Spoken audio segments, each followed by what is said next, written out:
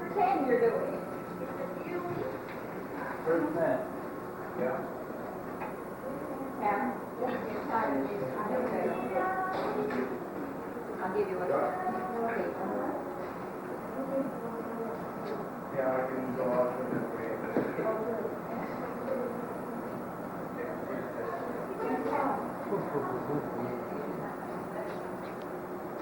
The reunion? Yeah. Did you take the whole thing? Yeah. Oh, I'll see. I'm not a member, but anyway, I'll be around. You'll be there. Nice to see you home again. Oh, thanks. Yeah. You home for the whole summer? Yeah. Look at Peter doing the square set here.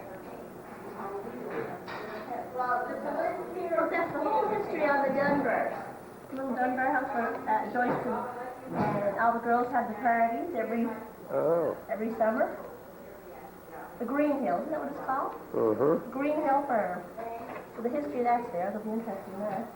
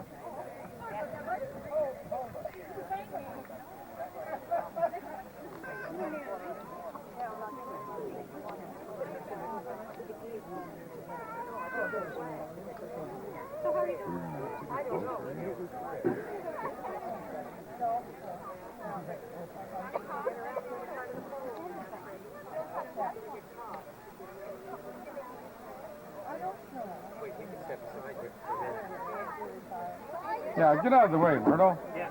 There we go. Alice and Myrtle are on the pool. Oh, is that what that is? Where the grass grows greener.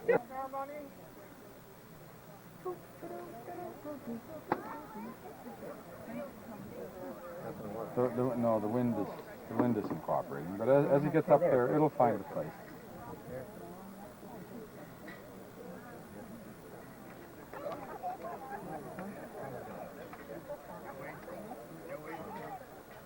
The rope's on the wrong side of the pole. One's on one side and one's on the There she goes. She got it. She got it. Way to go, Mary. There we go.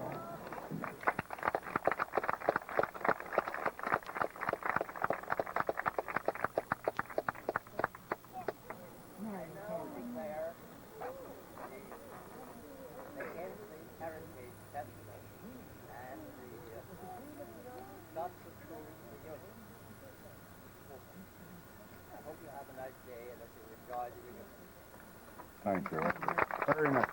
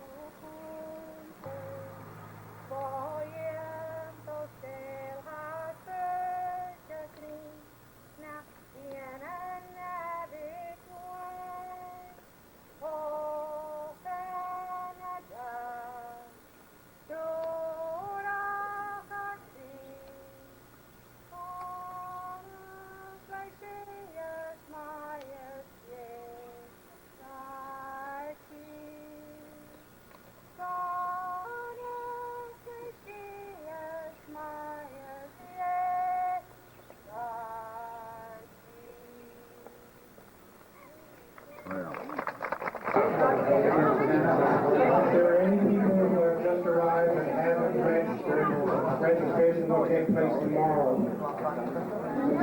12 noon, the town site. For people just arriving.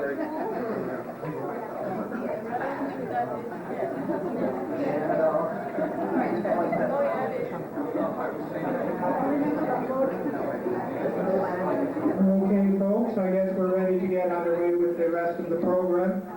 And at this point in time, I'd like to call upon Verna McNill, President of the Historical Society, to bring greetings.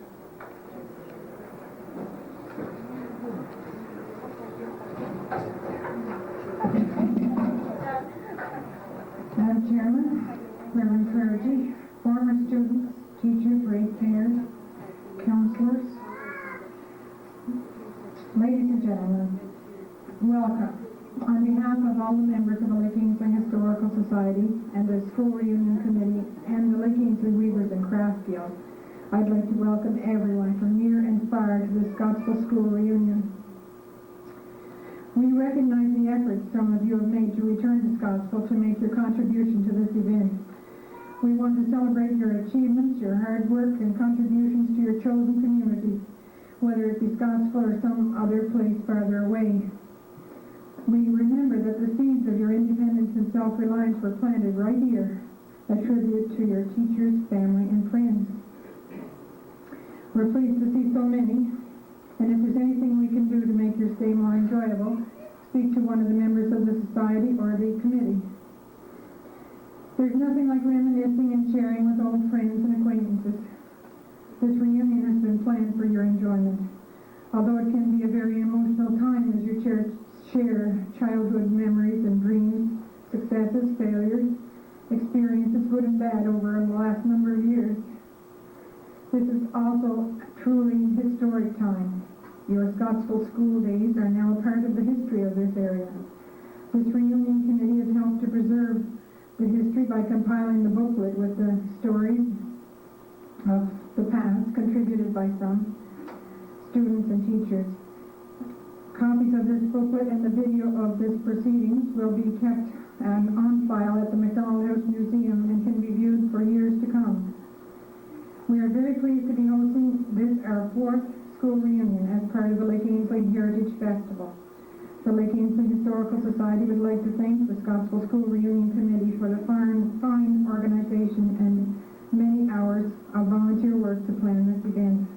We hope you have a pleasant weekend and take home many pleasant memories. Welcome, one and all.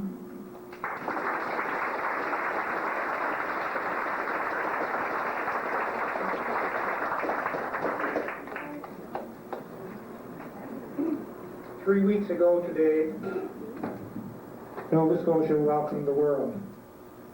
Today, with much less pomp, Scotsville welcomes all former students, teachers, ratepayers, and associated people of Scotsville School to their reunion. On behalf of the organizing committee, it gives me great pleasure to welcome all of you here. Some have made great sacrifices in traveling great distance. Others have merely come from the local area. Some have even walked.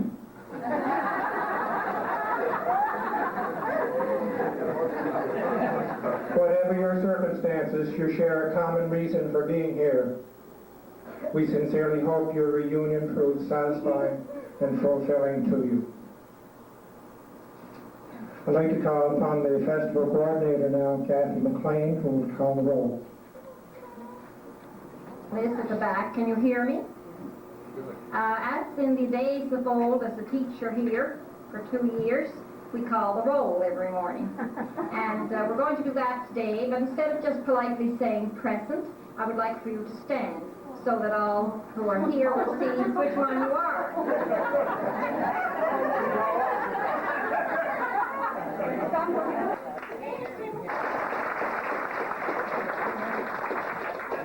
There are other bus drivers. We had a couple of others in line, but I don't believe they're here. But if there are any other bus drivers that drove to this school, maybe they could identify themselves. If not, we will continue. I'll call the roll and I'll ask you to stand. I'm going to do it fairly quickly, so up and down fast. Joyce Macquarie Mark.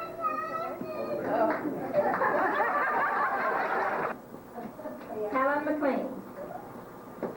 Leonard Delaney. Edward Campbell. Hugh Campbell. Here. Chris McGregor. Here. Madonna Delaney. Jesselyn Mullaney.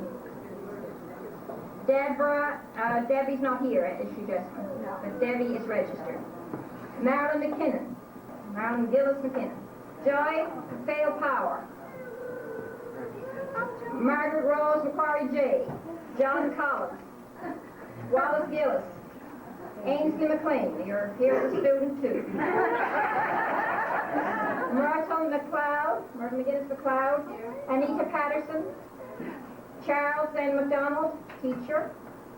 Alice Freeman. Here. Audrey McConnell. Freddie McKinnon. Here. Betty McKinnon.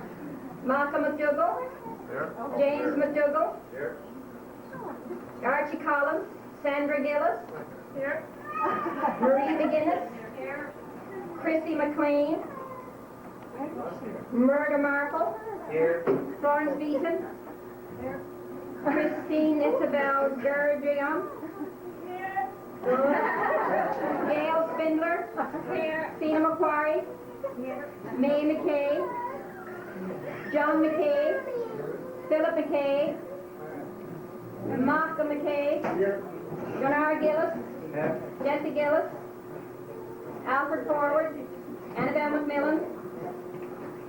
John Mulaney. Annie McGregor. Don McGregor.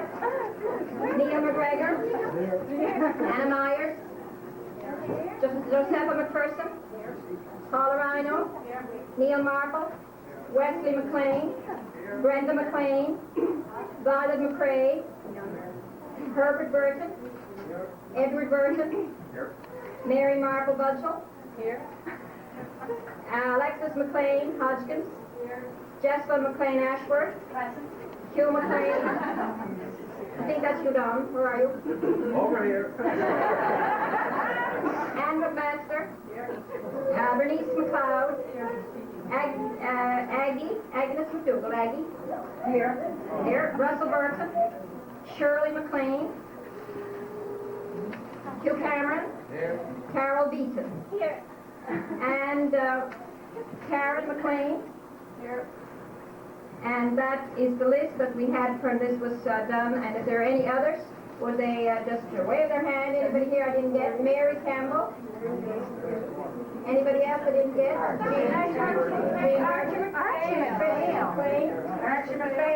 McPhail. I guess we didn't get him to sign this. Barbara, you get to sign on this.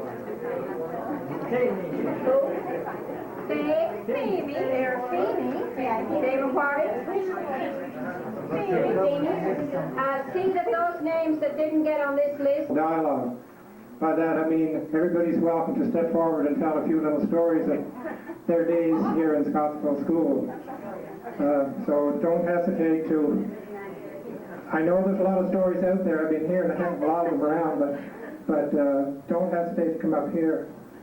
I'll start the thing off by giving a little memory that I had here. One of my most distinct memories, actually this is the first one that came to mind when I started writing up my notes, was a class that was here when I was in grade 7. I think they were in grade 11. I was talking to some of them already, so they know that I'm going to say something. This is a class of people. I know there were, I think, there were 3 of them present here today, and the 4th one's registered. Violet McKay, McRae, Myrtle McGinnis, McLeod, Audrey Shaw McDonnell, and Shirley Macquarie McDonald.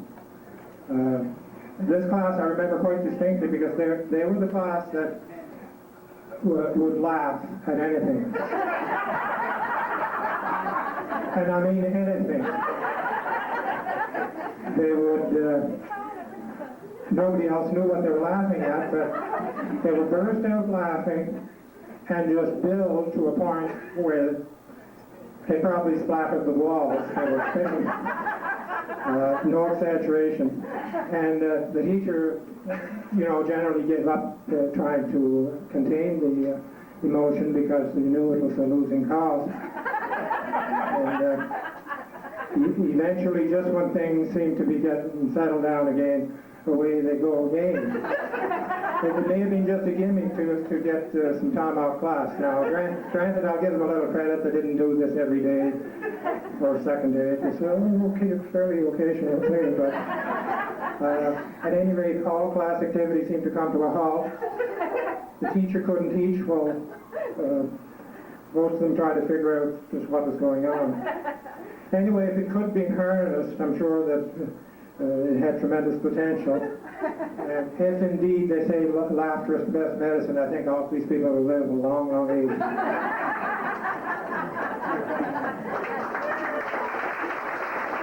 In Scotsville in 1947, 48, 49, and 50. The later 2 years, I was a student of Annabelle Cody then. And at that time, her late husband Donald was her boyfriend. And we all remember and love him well and miss him. But I want to tell you, he very frequently came to the school on urgent business of one matter or another.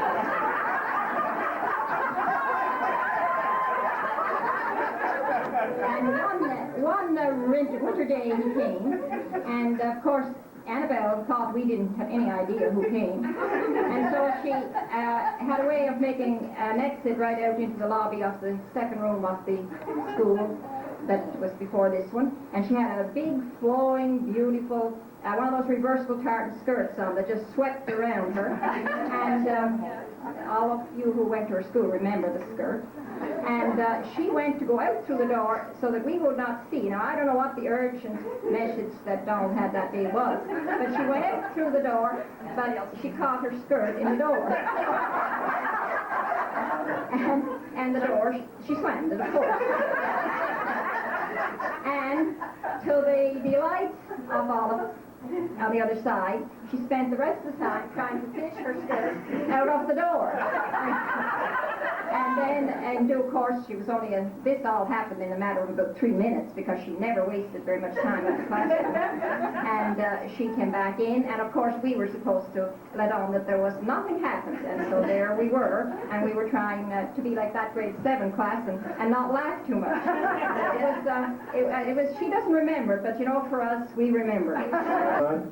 One day, Herbert and I were, and some others were going home from school, and it was just after a real heavy downpour of rain.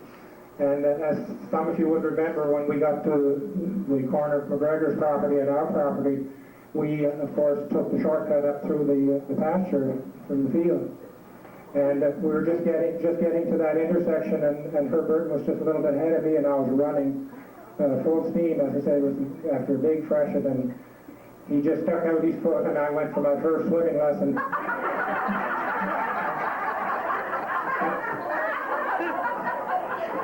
I couldn't swim a stroke at that time, but I quickly learned to do about 10 feet of breaststroke. Arrived home like a drowned rat. But of course, in those days, you couldn't take that as an excuse and not go back to school. You just finished right up and headed back in. But anyway, it's funny that when I was writing up my notes, that's one of the things I wrote up, and Herb mentioned it to me today when he came in. So it seems there are certain little highlights that keep repeating. Okay, I'd like to have somebody else up here. I have a few stories I'll tell when I give my main address, but... As you know, way back, Kathy mentioned 1949, 48, 49, 50.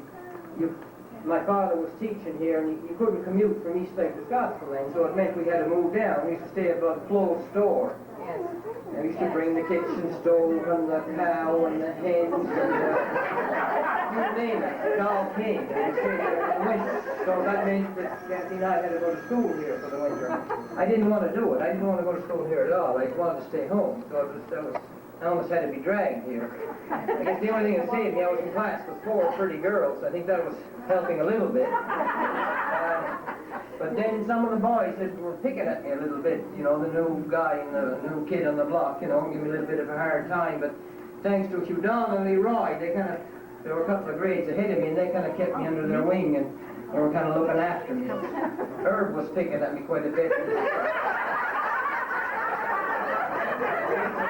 They realized this, so they advised me, and they said, the only thing where you're going to fix him, you're going to put jump on him. I took them for their word, and out in the lobby, the wood was high, about this high. So I get up on the pile of wood, and that way it's my chance. We've been good friends ever since. We should have been in the same grade.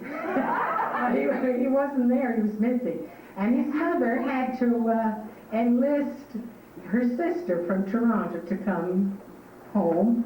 Maybe she was coming anyway, but I'm going to say she enlisted her to come. And she sat in school with Freddie to keep him there.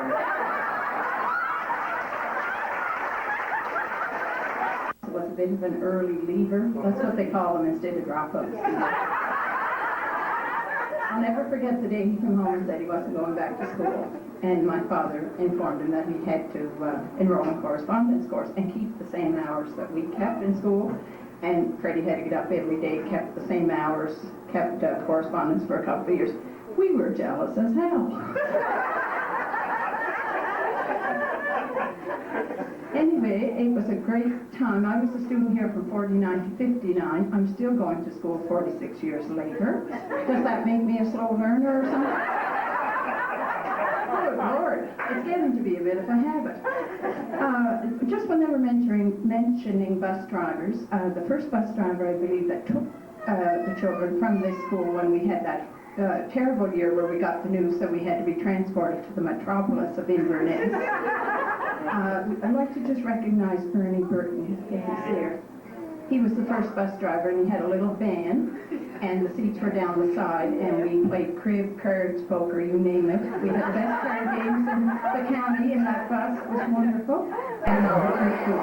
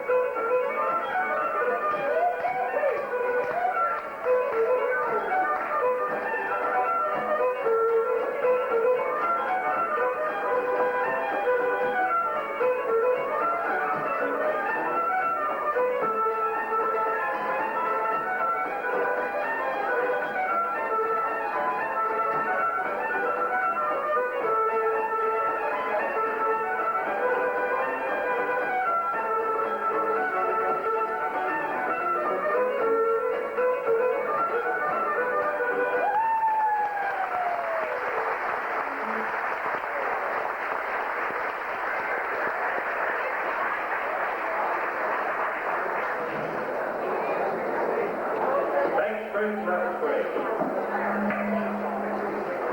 and gentlemen, next on our program, we are going to have a group of fiddlers. These are a group of fiddlers, local fiddlers who have gathered together here over the past few years just for the fun of playing and the enjoyment of playing fiddle. And they're known by Highland Mix. So a big warm welcome for Highland Mix.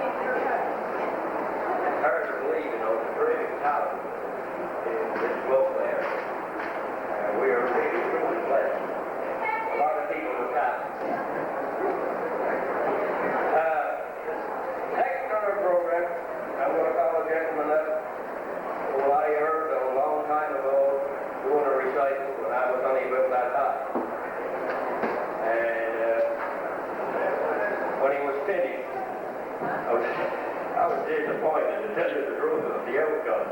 But his performance was really wonderful. And I'm really pleased to say to have with us John McLean, who's going to do a recital for us. So, John McLean. Okay?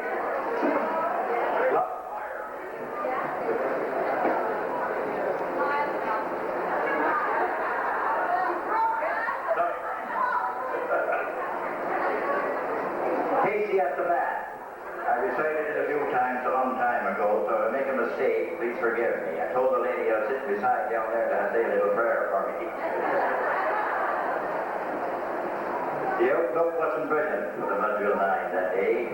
The score was 4-2 with 1 inning left to play. Then when Cooley died at first and Barros did the same, a dismal melancholy fell upon the patrons of the game. A struggling few got up to go in deep despair. But then there's the hope that flings eternal in the human breast. They thought if only Casey could get a crack at that, we'd put up even money now. Casey at the bat. But Flynn preceded Casey and also Jimmy Blake. The former was a Lulu and the latter was a Cave. So on the stricken multitude, grim melancholy sat, where there seemed little chance of Casey getting to the bat. But Flynn let drive a signal to the wonderment of all, and Blake, the much despised, tore the cover off the ball. And when the dust had lifted and this all had occurred, there was Jimmy saving second and Flynn a hugging third. And from 5,000 throats and more, there rose a mighty yell. It rumbled in the valley, it rattled in the dell. It knocked upon the mountain and recoiled upon the flat. For Casey, mighty Casey, was advancing to the bat. There was ease in Casey's manner as he stepped up to his place. There was pride in Casey's bearing, a smile on Casey's face. And then responding to the cheer, he lightly doffed his hat. No stranger in the crowd could doubt it was Casey at the bat. 10,000 eyes were on him as he rubbed his hand with dirt. 5,000 tongues applauded. He waved them in his shirt. And while the working pitcher ground the ball into his hip, defiance gleamed in Casey's eyes as sneer curled Casey's lip. And now the leather-covered sphere comes hurling through the air. Casey stood watching it in haughty wonder there. Goes by the sturdy batsman, the ball unheeded sped. That ain't my style, said Casey. Strike one, the umpire said. From the benches black with people there rose a mighty roar. Like a beaten on storm waves on stern and distant shore. Kill him! Kill the umpire! Shouted someone in the stand, and 'twas likely they had killed him, and not Casey raised his hand. With a sign of Christian charity, great Casey's visit shown. He stilled the rising tumult, he bid the game go on. He signaled to the pitcher, and once more the spiral flew. But Casey still ignored it, and the umpire said, "Strike two." Fraud, cried the maddened thousands, and the echo answered fraud. But one scornful look from Casey, and the audience was awed. They saw his face grow stern and cold, they saw his muscles strain, and then they knew that Casey wouldn't let the ball go by again. The sneer is gone from Casey's lips, his teeth are clenched in hate. He pounds with cruel violence his bat upon the plate. Now the pitcher holds the ball, and now he lets it go. And now the air is shattered by the force of Casey's blow. Oh, somewhere in this favored land, the sun is shining bright. The band is playing somewhere, and somewhere hearts are light. Somewhere men are laughing, and somewhere children shout. But there is no joy in Mudville. Mighty Casey has struck out.